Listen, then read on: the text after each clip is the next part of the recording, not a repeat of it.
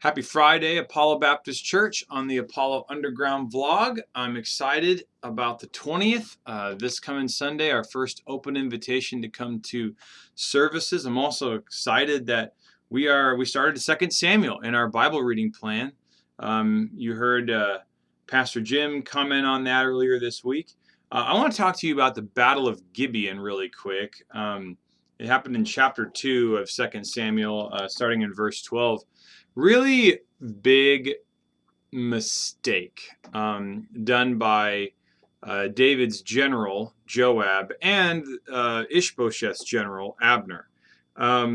David worked for years and years to avoid a war, an all-out war between Saul's house and his own. And he totally succeeded in not having open fighting between him and Saul's family and prevented a civil war. Well, in chapter 2, what starts as just a little bit of, I think they think it's fun competition because Abner says, "Hey, let the young men arise and compete before us." Well, and it's just 12 guys on each side, but they all die, and it escalates into a full-scale battle, and eventually General Abner kills General Joab's brother, and then there's this whole feud between the two. There's this resentment and vengeance needed, and it messes the whole thing up. Now David does eventually become king, but even when he becomes king, it's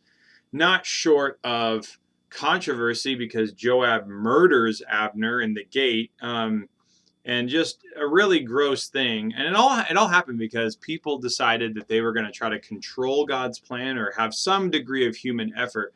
But that never really works. Human effort with God's plan doesn't help it. It makes it worse. So, don't even mess around. If you know what God's plan is, don't mess around with your own effort. Work towards righteous things, but don't try to manipulate God's plan especially not with sin. So, just some thoughts on what's going on with the service on the 20th.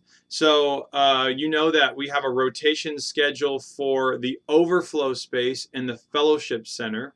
So it is an open invitation to come to worship. However, I have divided or assigned certain groups to be in the fellowship center one Sunday a month so that we don't get overcrowded in the sanctuary, which I'm fairly certain we will this Sunday if we don't do it this way. So this Sunday, the Miller group, the Rocky group, and the Drobinas group will be in the fellowship center. That means you will start in the fellowship center. Okay, so after Sunday school, you will go directly to the fellowship center. You wouldn't go into the sanctuary and wait there and then move. You would go directly to the fellowship center, and on the off chance that we really don't need it and there's a ton of room in the worship center, we'll send a safety team person to come in and welcome you back into the worship center, and that's how it will work. I don't think that will happen, but it could, so prepare for that. And so if you're in that group, the Miller group, the Rocky group, or the Drobina group, you're going to be in the fellowship center. There is a chance as well that we'll have more than even the overflow space could cover. Like maybe because we just, the assignments we made for the overflow space didn't have enough people move, so we might end up having to move a group up and say, hey, can you actually go to the overflow space this Sunday instead of the next one, just so we can distance people appropriately. I don't think that will happen, but that's possible. Also, remember that we need to wear our masks the entire time, even if you're sitting. Obviously, we're going to give grace to children because kids, it's just hard. It's a struggle. Now, I've been very impressed at the kids that we have and them wearing masks. I think kids are really getting used to it, but please have grace, especially babies. They're not going to wear masks at all, but young children especially, give grace to them. As also on distancing, remember, even if you're really close to someone, if they're not family, we ask that you do the 3 chairs over thing. And I know that's like, well, but I'm going to go right to this person's house after. That's your business. But when we are in the Lord's house, we've got to protect the whole assembly, the meeting area, from any I think the best thing to do from any kind of accusations, from not accusations, but from any chance, we just want to be as blameless as possible while we're gathered together in our big group. Now, little things, I mean, if you're going to go off and do it on your own, that's fine. But we're responsible for what happens in the building, and we've got to treat everybody the same. I know it's weird, especially if someone you gave someone a ride there and then you have to distance when you show up. That's kind of, I mean, how is this lowering my risk? Well, it's not, but it is adding to the discipline of the whole group for all of us to do it together.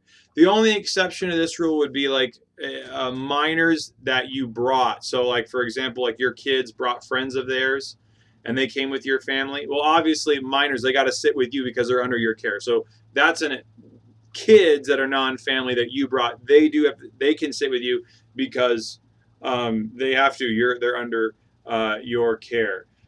So I'm just putting that out. I mean, we normally don't have an issue. There's only a few, like a small number of people that will forget or just won't be aware. So you'll see us distancing people, but we've got to do it. And now I foresee, as the months go on and the pandemic goes by the wayside, that's going to be one of the first rules we probably take out is this whole non-family rule. I'd like to be able to distance people that we're not normally around. So, but right now we got to treat everybody the same. As I said in the service last Sunday, I think it is better to sacrifice convenience than it is someone's well-being. Um, it's a whole lot better than sacrificing someone's well-being for our own convenience. I don't think we have a good.